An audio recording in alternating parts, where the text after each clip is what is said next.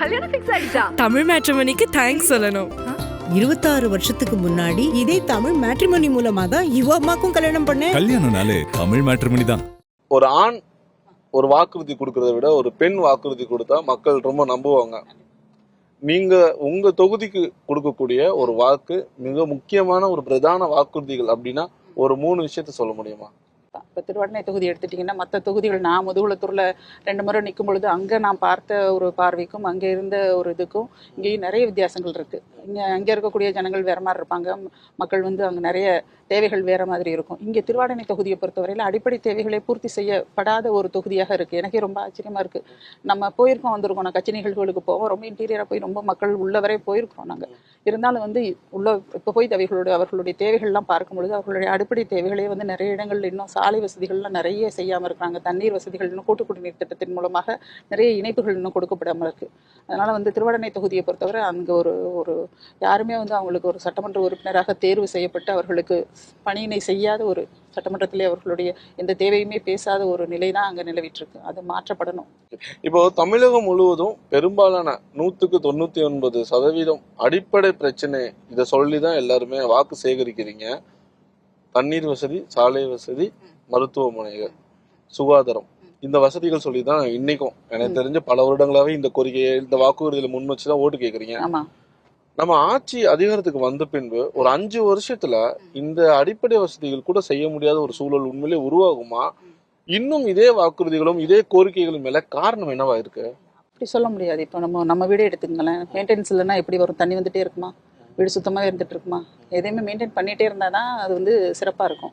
ஒரு வீடாக இருந்தாலும், ஒரு ஊராக இருந்தாலும், ஒரு நாடாக இருந்தாலும் அது நிர்வாகம்ங்கிறது அந்த அடிப்படை தேவைகள் முழுமையாக பூர்த்தி செஞ்சு முடிச்சிட்டோன்னு எப்பயுமே சொல்லவே முடியாது. அதை மெயின்டைன் பண்ணிகிட்டே இருக்கணும். இப்போ கூட்டு குடிநீர் திட்டம் நாங்கள் எங்களுடைய ஆட்சியில் சரியாக மெயின்டெனன்ஸ் சரியாக பண்ணணுனால தான் தண்ணி பிரச்சனை எங்கேயுமே இல்லாமல் இருந்தது. 5 வருஷம் ஆட்சியில், அதிமுக ஆட்சியில் இந்த பெரிய பிரச்சனைகள் ஏன் இல்லை அப்படிங்கிறது மெயின்டெனன்ஸ் சரியாக இருந்துச்சு. இப்போ இந்த திமுக 5 வருட ஆட்சியில் அந்த மெயின்டெனன்ஸ் சரியாக பண்ணாதனால தான் தண்ணி பிரச்சனைகள் இருக்குது.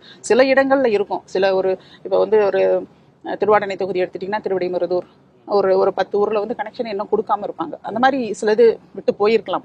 ஆனால் இந்த மெயின்டெனன்ஸ் ஒர்க்கு தான் சரியாக பண்ணாமல் இருக்கிறது. அதை தான் நம்ம சரியாக பண்ணணும். இந்த அடிப்படை தேவைகள் இன்னும் இல்லை, எத்தனை 50 ஆண்டுகளுக்கு ஆனாலும் அடிப்படை தேவைகள் இருந்து கொண்டே தான் இருக்கும். ஏன்னா அது மெயின்டெனன்ஸ் அடிப்படை தேவைகள்ங்கிறது முழுமையாக பூர்த்தி செஞ்சு முடிச்சிட்டோம், எல்லாத்தையும் க்ளோஸ் பண்ணிட்டோம், உட்காந்துலாம் உட்கார முடியாது. மெயின்டைன் பண்ணிகிட்டே இருக்கணும். சினிமாவில் ஹீரோ 2 முறை அடி வாங்கிட்டு 3வது தடவை தான் அடிப்பாரு.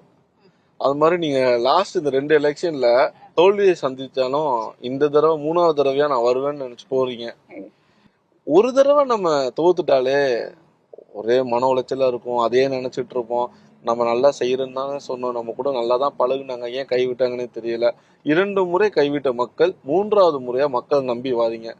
என்ன ரீசன், என்ன காரணம், உங்க மைண்ட்ல என்ன ஓடுது? அதாவது நீங்க சொல்றீங்க தோல்வி அடைஞ்சிட்டு, நான் அப்படி நினைக்கல. எனக்கு 80,000 பேர் ஓட்டு போட்டிருக்காங்க முதுகுளத்தூரில். பின்ன அது ஜெயிக்காட்டி என்ன? மக்களுடைய ஆதரவு இருக்குல்ல. ஒருத்தர் 2 பேரில் 80,000 பேரோட ஆதரவு. முதல் தடவை எனக்கு 80,000 பேர் போட்டாங்க, 2வது தடவையும் 80,000 சில்லற பேர் போட்டாங்க. இது வெற்றி தோல்விங்கிறது சகஜம் தானே. வீரனுக்கு வெற்றி தோல்வியெல்லாம் சகஜம். நான் பெருசாகவே எடுத்துக்கல. இன்னும் இத்தனை முறையானாலும் மக்களுக்கு சேவை செய்வதற்கு மக்கள் எப்போ ஆசைப்படுறாங்களோ அப்போ கூப்பிடட்டும். என்னை விட்டால் இன்னொருத்தர் சேவை செய்கிறாரு, யாருடைய சேவை பிடிச்சிருக்கோ அவங்க ஏற்றுக்கிட்டோம். அப்படி தான். இதில் ஒன்றும் ஒரு கஷ்டமோ கவலையோ ஐயோ விழுந்துட்டோமே எந்திரிக்கணுமோ அப்படிலாம் கிடையாது. போயிட்டே இருப்போம், லைஃப் தானே. மறைந்த முதலமைச்சர் ஜெயலலிதா இல்லாத இந்த அதிமுக உங்களுடைய பாயிண்ட் ஆஃப் வியூல எப்படி இருக்கு? அம்மா இல்லாத அதிமுக, அந்த அம்மா மறைந்த 2016 அந்த டிசம்பரிலிருந்து ஒரு 6 மாத காலத்துக்கு நாங்களுமே என்ன நினைச்சோம், அவ்வளோதான் கட்சி, என்ன பண்ண போறோமோ, என்ன ஆக போகுதோ இந்த கட்சி, நம்மளை காப்பாத்துறதுக்கு யார் இருக்கா, அப்படிலாம் நாங்கள் நினச்சிட்டு தான் இருந்தோம். ஆனால் உங்களுக்கே தெரியும் எவ்வளவு பிரச்சனைகள், எவ்வளவு சோதனைகள் அப்படியே போயிட்டு இருக்கும்போது நாங்கள் எங்களுடைய பாதை எப்படி இருந்தது அப்படின்னு கேட்டிங்கன்னா, இவர் அவர் அப்படிலாம் கிடையவே கிடையாது. இந்த கட்சியில் அவர் பின்னாடி போகணும் இவர் பின்னாடி போகணும்லாம் கிடையாது. ரெட்டை இலை எங்கே இருக்கோ அங்கே தான் நாங்கள் இருந்தோம். ரெட்டலை நம்மளுக்கு வேண்டியது ரெட்டலை. அம்மா என்ன சொல்லி போனாங்க, எனக்கு பின்னாலும் இன்னும் எத்தனை நூற்றாண்டுகள் ஆனாலும் இந்த கழகம் இருக்கும், மக்களுக்கான சேவையை செய்யும்னு சொன்னாங்க. அதனால ரெட்டலை எங்கே இருக்கோ அங்கே தான் அப்படின்னு எங்களுடைய பயணம் நேர் பாதையில் இருந்தது. ஆனால் எடப்பாடியார் அவர்கள் சரியான தலைவராக அந்த தலைமை பண்புக்கு எங்களை எல்லாம் வழிநடத்தி சரியான பாதையிலே அம்மா அவர்கள் எப்படி விட்டு சென்றார்களோ அதே பாதையில், ஏன் அதை விட அதிகமாகவே எங்களை பாதுகாத்து பல்வேறு, அம்மாவுக்கு இருந்த சப்போர்ட்டுங்கிறது வேற, அம்மாவுக்கு இருந்த வருவாய்ங்கிறது வேற, அம்மாவுக்கு இருந்த ஒரு பலம்ங்கிறது வேற. ஆனால் அண்ணன் எடப்பாடியார் அவர்கள் ஒரு எளியவராக இருந்து இந்த கழகத்தை தன் தோள் மேல் தூக்கி சுமக்கின்றார் என்றால் அது சாதாரண விஷயம் அல்ல. நாங்கள் மிகப்பெரிய நன்றிகளை கடன்பட்டிருக்கின்றோம் அவருக்கு, இந்த கழகத்தை கட்டி காப்பதற்கு. தமிழ் மேட்ரிமோனிக்கு தேங்க்ஸ் சொல்லணும்.